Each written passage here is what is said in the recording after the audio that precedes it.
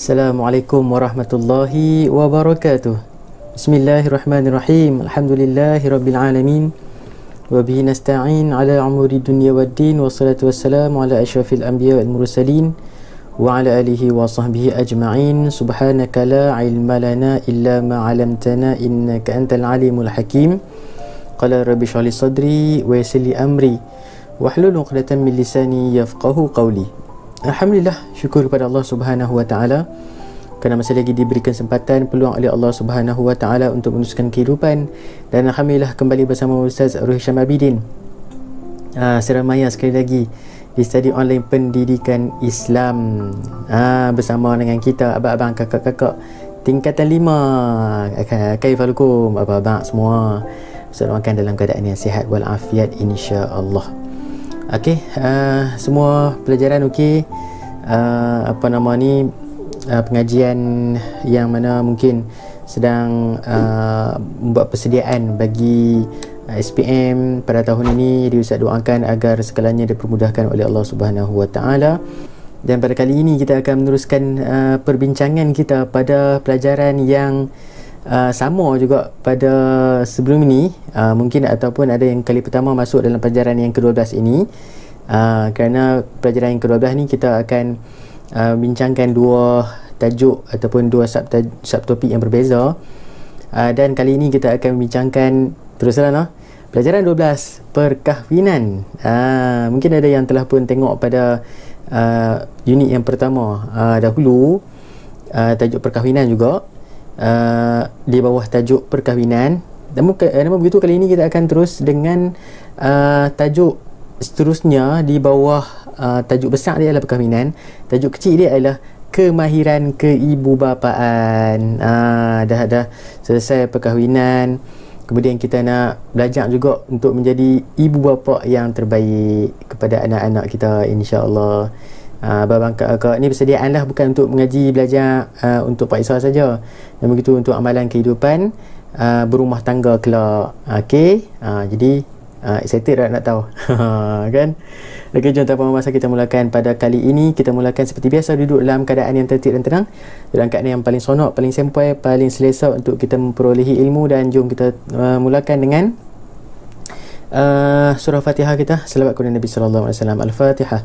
Bismillahirrahmanirrahim. Alhamdulillahirabbil alamin, arrahmanirrahim, maliki yaumiddin, iyyaka na'budu wa iyyaka nasta'in, ihdinas siratal mustaqim, siratal ladzina an'amta 'alaihim ghairil maghdubi 'alaihim waladdallin. Allahumma shalli 'ala Muhammad wa 'ala alihi wa sahbihi wa barik wa sallim. Allahumma salli 'ala Muhammad wa 'ala alihi wa sahbihi wa barik wa sallim. Allahumma salli 'ala Muhammad wa 'ala alihi wa sahbihi wa barik wa sallim. Kemudian kita teruskan dengan selawat kita kepada Nabi dengan doa penerang hati insya-Allah. Bismillahirrahmanirrahim. Allahumma aftah 'alaina hikmataka wa anshur 'alaina min khazaini rahmatika ya arhamar rahimin. Walhamdulillahirabbil alamin. Buku teks kita dah siap, dah clear? Buku nota, buku rujukan, pen-pensel kertas kita, dan insya-Allah kita teruskan dengan niat untuk belajar. Belajar kerana Allah Taala. Fokus untuk pelajaran pada kali ini bidang fiqh. Buku teks muka surat 117 hingga 121, pelajaran 12. Sambungan bagi tajuk perkahwinan. Dan begitu kita akan membincangkan dalam subtopik kemahiran keibubapaan abang kakak tingkatan 5. Jom kita mulakan tanpa memasa unit 2 lah. Okey, kemahiran keibubapaan. Okey, kita pergi dulu yang pertama, tanggungjawab suami. Okey, apabila telah pun dilafazkan lafaz sakinah, masya-Allah kan, ijab dan qabul, kemudian telah sah menjadi suami dan isteri, maka dengan saat itu, daripada detik itulah seorang lelaki telah pun bertukar statusnya sebagai seorang suami kan. Dulu single, sekarang dah berdua kan. Jadi dah ada tanggungjawab, dah berperanan sebagai seorang suami. Jadi apa yang perlu tahu tentang tanggungjawab suami, iaitu yang pertama, suami ni siapa ni, lelaki ke perempuan? laki lah kan. Jangan duk kata perempuan pula, suami perempuan. Bukan tu. Tu lain punya. Okey, jadi suami ni adalah laki lah, ketua keluarga. Ar-rijalu qawwamuna 'alan nisa. Allah sebut dalam Quran, laki ni sebagai pemimpin, leader kepada seorang wanita ataupun kaum perempuan kan. Jadi sebagai seorang suami, yang pertama tanggungjawab ni ialah perlu menyediakan segala keperluan asas untuk isteri dan anak-anak mengikut kemampuan suami. Maknanya suami ni kena berusaha sungguh-sungguh untuk menyediakan keperluan asas. Keperluan asas ni apa dia antaranya? Apa dia? Tempat tinggal, pakaian, makanan. Tempat tinggal, pakaian, makanan, dan satu lagi apa dia? Kenderaan. Ini keperluan asas. Yang lain tu tambahan-tambahan tu ialah kehendak, memenuhi keperluan kehendak. Jadi asasnya ialah makanan, makan minum, isteri dan anak-anak cukup, kena bagi cukup. Yang kedua, tempat tinggal, walaupun kecil tapi selesa, tu penting kan. Yang boleh memberi teduhan kepada isteri dan anak-anak. Kemudian pakaian yang paling penting, pakaian yang menutup aurat, pakaian yang menuruti syariat, dan seterusnya kenderaan yang selesa, kenderaan yang boleh memudahkan urusan kehidupan. Walaupun hanya mungkin motor pada awalnya kan, alhamdulillah tak apalah. Jadi masing-masing kena terima, masing-masing kena bertolak ansur, suami dan isteri. Namun begitu, si suami perlu dengan sedaya upaya untuk menyediakan keperluan asas ini kepada isteri dan anak-anak. Yang kedua, memberikan kasih sayang, belas kasihan serta nafkah batin bagi memenuhi keperluan isteri. Suami perlu memberikan kasih sayang. Fitrah manusia. Apabila kita berpasang-pasangan, maka kita akan saling berkasih sayang. Jadi kalau tak ada kasih sayang setelah menikah tu, setelah berkahwin, jadi kena check lah, kena buat uji kaji sikit pada minda tu kan. Mungkin ada masalah di mana-mana. Sebab fitrah manusia kan saling memerlukan, melengkapi suami dan isteri. Jadi apabila telah disatukan, maka sepatutnya semakin bertambah kasih sayang, belas kasihan dan nafkah batin. Nafkah batin ni bukan sekadar nafkah yang orang sebut atas katil ataupun dalam bilik saja. Namun begitu, nafkah batin adalah lebih penting, iaitu kasih sayang dalaman kan, perasaan cinta untuk memenuhi keperluan isteri. Kemudian memberikan layanan yang baik kepada isteri. Kena layan elok-elok isteri kita.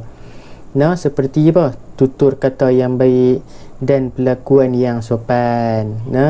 Ini tanggungjawab suami. Jangan jadikan isteri itu sebagai orang suruhan dalam rumah tangga.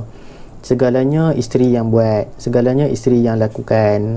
Jadi suami perlulah sama-sama membantu isteri dalam menguruskan rumah tangga dan saling menjaga hati antara satu sama lain melalui tutur kata yang baik.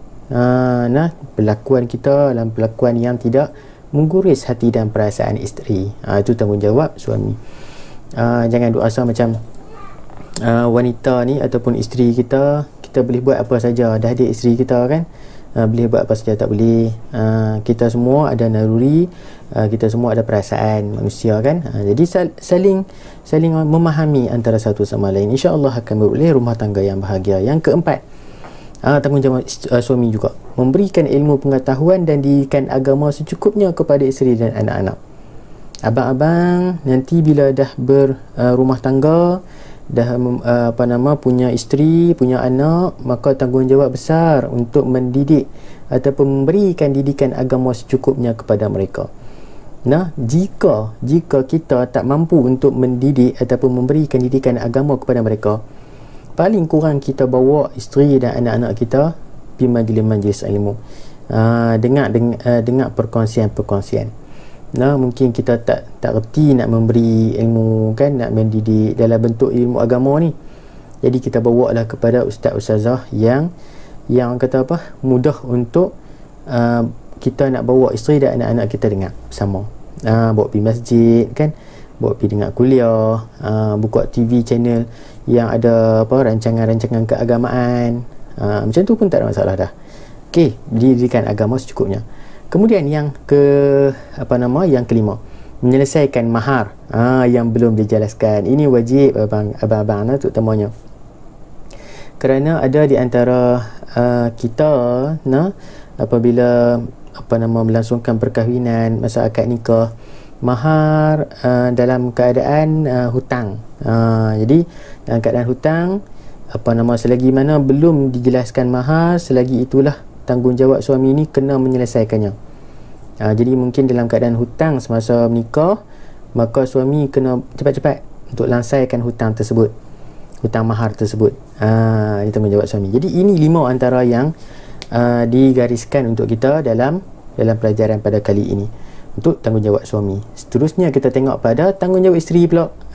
Juga ada 5, sama banyak, juga ada 5, iaitu yang pertama, isteri mentaati perintah suami selagi tidak bertentangan dengan hukum syarak. Isteri ada suami memberikan, orang kata apa, perintah solat, tutup aurat, contoh hormat orang tua, contoh. Mungkinlah isteri kita ni agak orang kata apa, lain sikit kan. Jadi suami ni nak mendidik isteri dia, jadi isteri wajib mendengar dan menuruti perintah yang suami beri selagi tidak bertentangan dengan hukum syarak. Maknanya kalau suami suruh buat benda yang melanggar hukum syarak, maka isteri boleh menasihati suami ataupun tidak menuruti perintahnya kerana ia melanggar perintah Allah Subhanahu Wa Taala. Jadi antara kunci syurga bagi seorang isteri ialah antaranya menuruti perintah suami. Okey. Seterusnya, menjaga kehormatan diri dengan berpakaian menutup aurat, memelihara pandangan dan menjaga batas pergaulan ketika berada di luar rumah. Tanggungjawab isteri, duduk luar rumah, jaga aurat nombor 1, jaga pandangan, jaga batas pergaulan. Mungkin ada isteri kita yang keluar bekerja kan, jadi terpaksa bergaul dengan ramai orang, lelaki dan perempuan. Jadi isteri yang baik ialah dia menjaga aurat nombor 1, menjaga pandangan dia dan menjaga pergaulan ketika berada di luar ataupun ketika tiada suami bersamanya dengannya. Jadi ini yang nombor 2, tanggungjawab isteri. Yang ketiga ialah menjaga kemuliaan, maruah dan harta suami. Mungkin di rumah ada keaiban, mungkin di rumah ada kekurangan si suami. Jadi isteri jangan duk pergi cerita hai ni dekat orang luar. Tak kira lah mak sendiri ke, tak kira lah saudara sendiri ke, kerana ini adalah tanggungjawab isteri untuk menjaga kemuliaan, maruah dan harta suami. Termasuk juga harta suami. Tidak boleh sewenang-wenangnya menggunakan harta suami untuk kegunaan orang luar tanpa keizinan suami. Jadi semuanya perlu untuk dititik beratkan, kemuliaan, maruah dan harta suami ini. Okey, jadi ini nombor 3. Nombor 4, melakukan perkara yang menyenangkan hati suami. Masya Allah, seorang isteri yang solehah, isteri cerdik yang solehah, kan lagu tu kan, dia sentiasa melakukan perkara yang menyenangkan suami. Suami suka isteri yang buat lawak kan. Jadi isteri ni pun berusaha lah untuk belajar buat lawak. Macam-macam lah dia buat, tengok Maharaja Lawak Mega lah, contoh lah kan. Belajar pick up line lah, kan, nak bagi hati suami senang. Buatlah selagi mampu kan, selagi tidak melanggar hukum syariat. Selagi suami suka, buatlah isteri, InsyaAllah dapat pahala, dapat syurga kan. Yang seterusnya, yang kelima, mendapat keizinan suami sebelum keluar rumah. Nak keluar rumah, nombor 1, minta kebenaran suami dulu nak keluar. Abang, hari ni saya nak keluar Ustaz, nak beli barang, contoh apa suami tak apa, silakan, silap-silap suami bagi lagi tambahan duit, memang suami bagi kan, bagi duit beli barang, okey kan, nah tambahan belilah alat solat awak tu, kan seronok macam tu. Jangan kita keluar so isteri keluar gitu je tanpa beritahu suami balik kerja, tengok isteri tak ada di rumah kan, mesej tak dapat, call tak dapat juga kan. Lain kali isteri balik katalah saya keluar pergi rumah mak sat je, padahal suami waktu tu mungkin tak mengizinkan, jadi mungkin berlaku perkara yang tidak baiklah di situ. Jadi apa-apa pun minta kebenaran suami bila nak keluar rumah, walaupun nak ke rumah mak kita, walaupun nak ke mana saja, nak ke surau ke, nak pergi mengaji ilmu ke, walaupun tempat yang baik, perkara yang baik pun kena minta juga izin daripada suami sebelum keluar. Okey, jadi ini tanggungjawab isteri yang boleh kita pelajari insya-Allah.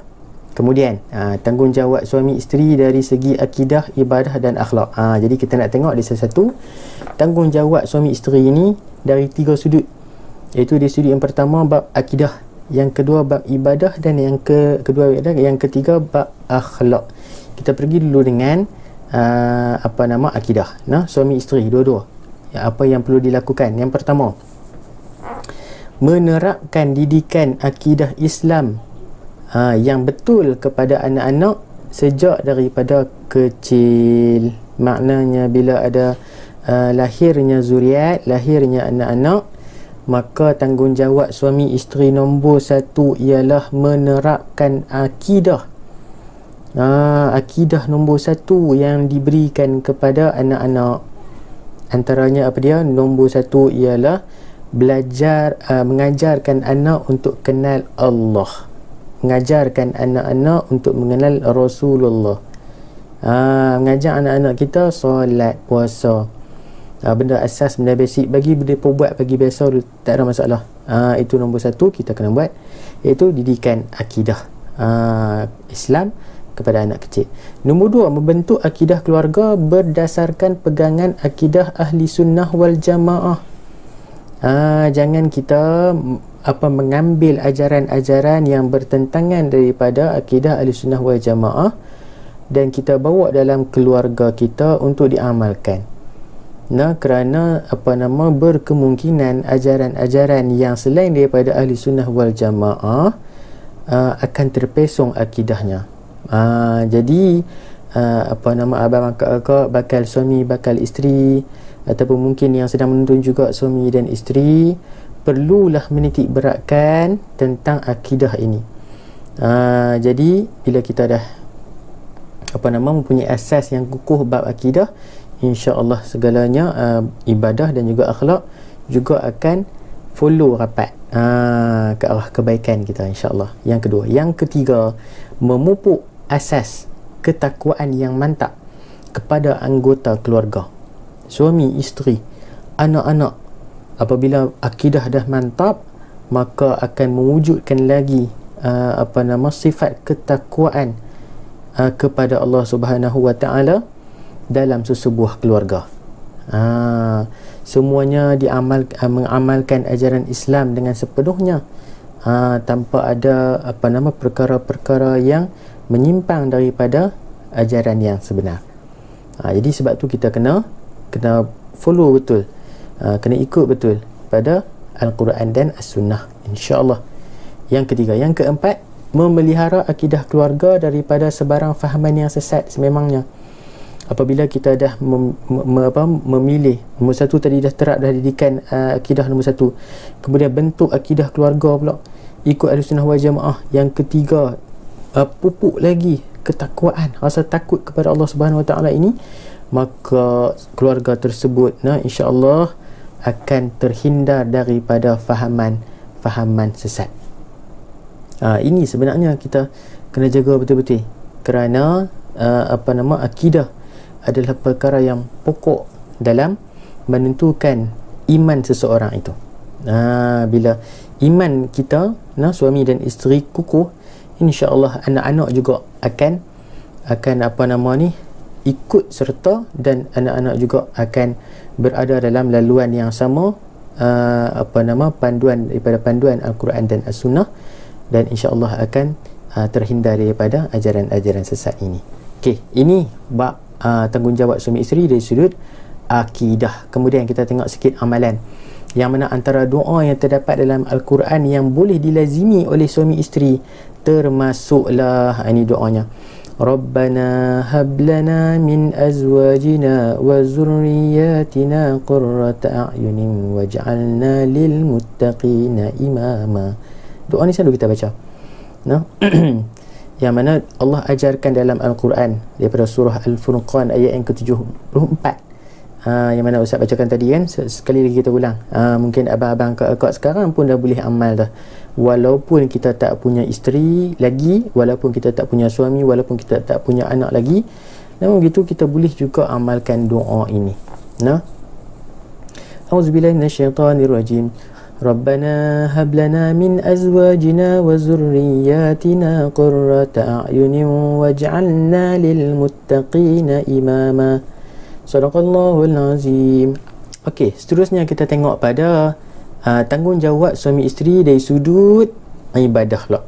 Tadi kita tengok pada sudut akidah, kemudian kita tengok pada sudut ibadah, iaitu mendidik keluarga dengan memberi pengetahuan berkaitan dengan ibadah yang betul. Contoh ibadah yang paling perlu untuk kita berikan kepada ahli keluarga kita, iaitulah ibadah solat. Yang mana Nabi menyuruh ibu bapa mendidik anak-anak solat seawal usia 7 tahun. Kenalkan mereka dengan Allah, kenalkan mereka dengan Rasulullah, dan ajarkan mereka solat pada usia 7 tahun. Jika mereka tidak solat pada usia 10 tahun, maka pukullah mereka. Dan Nabi sebut bukan pukul ni maknanya tibai, derak, melakukan keganasan kepada anak-anak tak. Ni pukul untuk mendidik. Pukul untuk mendidik. Kerana anak-anak ini akan, orang kata melentur buluh biarlah daripada rebungnya. Anak-anak ini seperti rebung. Jika dah mature dah, kan tak diluruskan dengan baik semasa kecil, semasa jadi rebung lagi, maka bila dah besar dia akan lentok, dia akan bengkok dah. Jadi payah nak perbetul balik. Jadi kita kena dari awal untuk membentuk ibadah anak-anak kita, ibadah ahli keluarga kita, suami isteri kita, dengan ibadah yang betul. Solat kita, puasa kita, zakat haji kita, ibadah-ibadah sunat kita, semuanya berlandaskan Al-Quran dan As-Sunnah. Fa in tanaza'tum fi syai'in faruddu ila Allah wa rasulih. Jika mungkin ada masalah dalam kehidupan apa-apa saja, maka baliklah kepada Allah dan Rasulnya. Yang kedua iaitulah memastikan anggota keluarga menunaikan ibadah, tanggungjawab ibadah. Jangan biarkan mereka ambil mudah. Jangan kita ni ambil mudah dengan ahli keluarga kita. Tak solat, tak apalah, kecil lagi. Kan, tak puasa, tak apalah, kecil lagi. Kan, kita ni orang kata kena bertegas, mula bertegas dengan anak-anak. Kerana pada usia sebelum masuknya 7 tahun, kita bolehlah nak bermanja-manja dengan anak kita kan. Bila dah masuk 7 tahun hingga 12 tahun, mulalah kena tegas sikit, mulalah kena garang sikit dengan anak-anak ni. Tak solat tibai, tak puasa ajak suruh puasa juga, kena paksa juga kadang tu kan. Bila dah mai dewasa, remaja, mulalah berkawan dengan mereka, rapatlah dengan mereka. Itu cara kita mendidik anak-anak.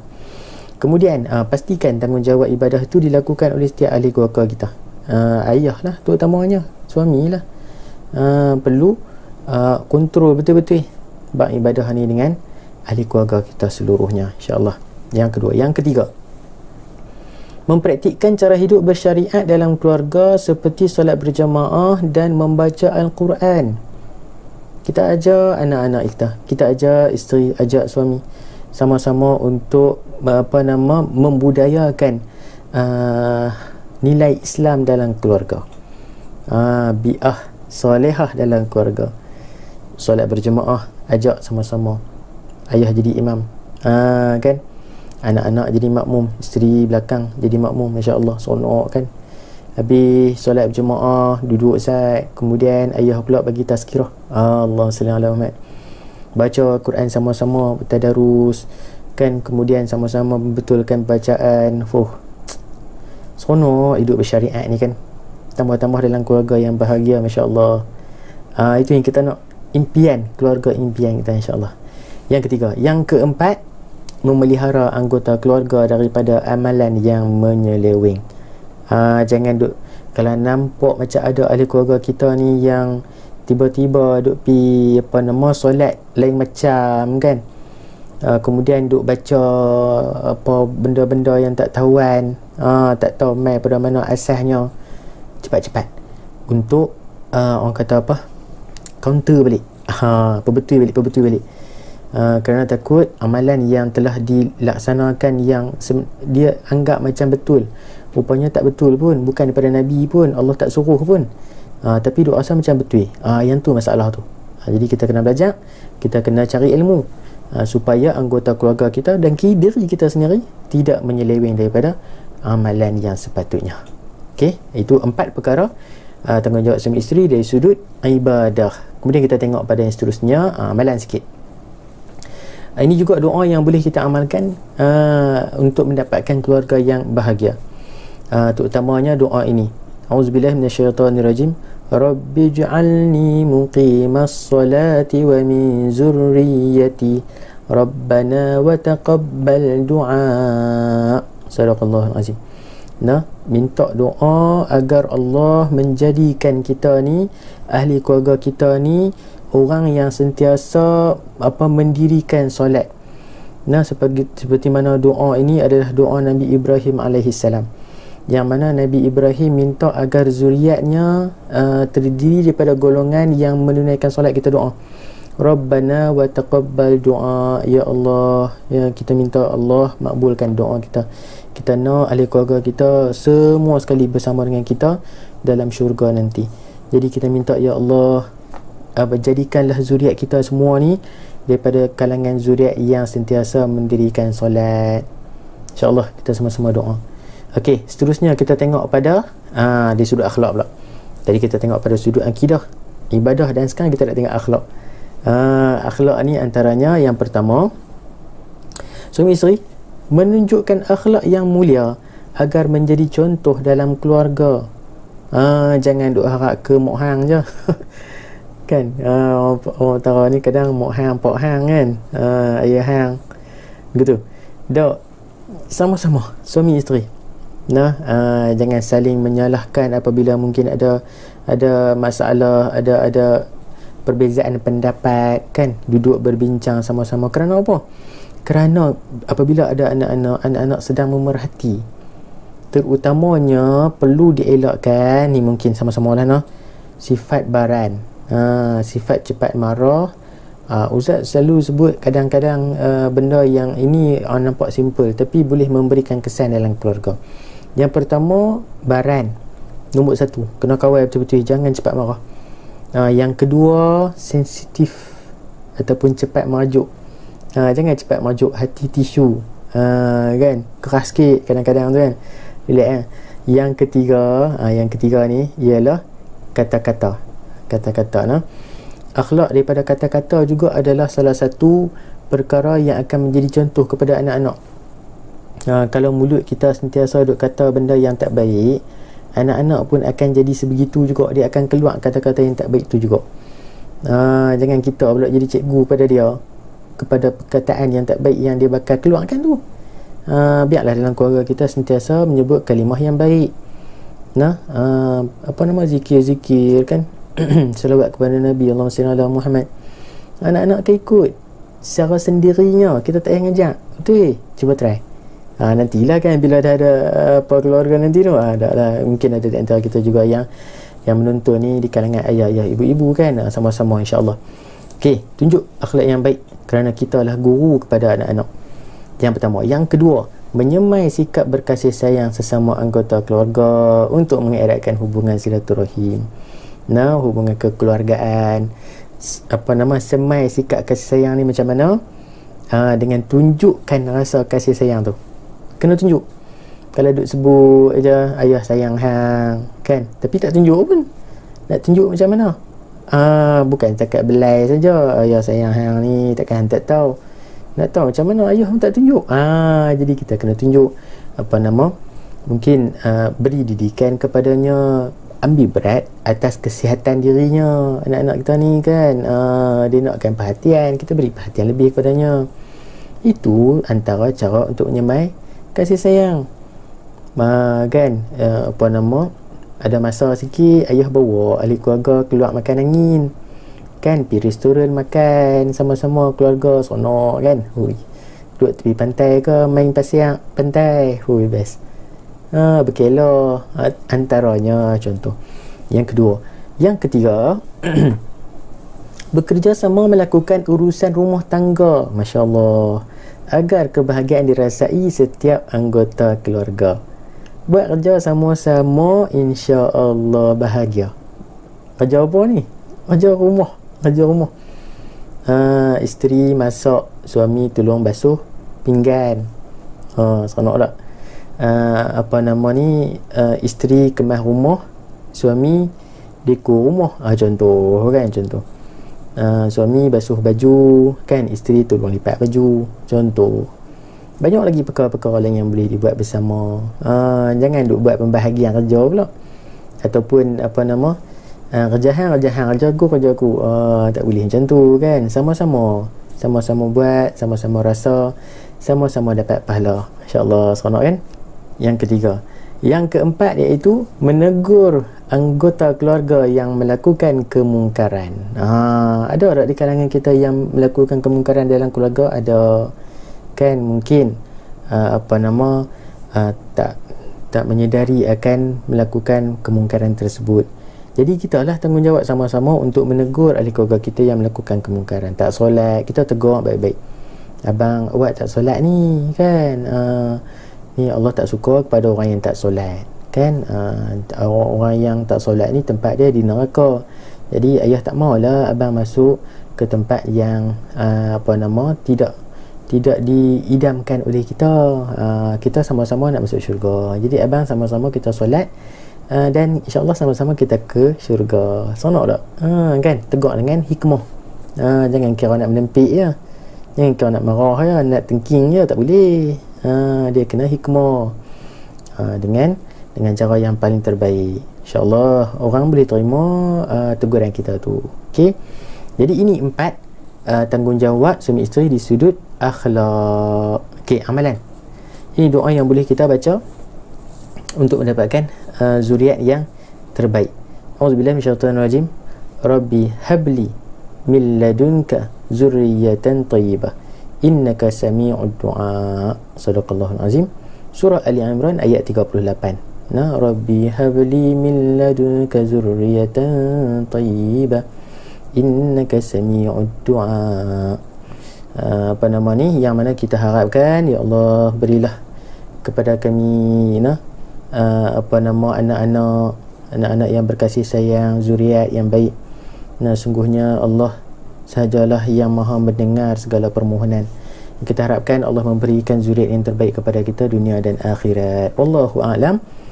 Selesai perkongsian kita dalam pelajaran 12 perkahwinan bagi tajuk subtopik. Subtajuk iaitu kemahiran keibubapaan.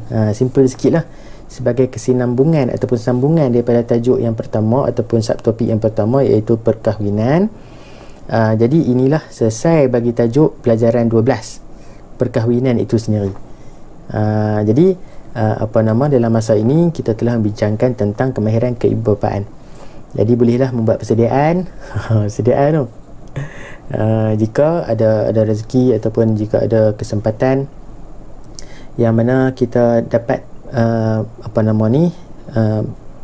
berada dalam sebuah keluarga nanti, insya-Allah, maka inilah perkara-perkara yang boleh kita amalkan bagi mendapatkan sememangnya dalam keluarga kita nak keluarga yang bahagia, bukan sekadar dunia tapi bahagia kita di akhirat sana juga, insya-Allah. Jadi usaha sekali itu saja perkongsian kita, pertemuan kita secara maya pada kali ini. Wallahu ta'ala a'lam. Terima kasih kepada yang menonton. Abang kakak jangan lupa like video, komen, insyaAllah, share, dan juga subscribe channel yang mungkin belum lagi subscribe.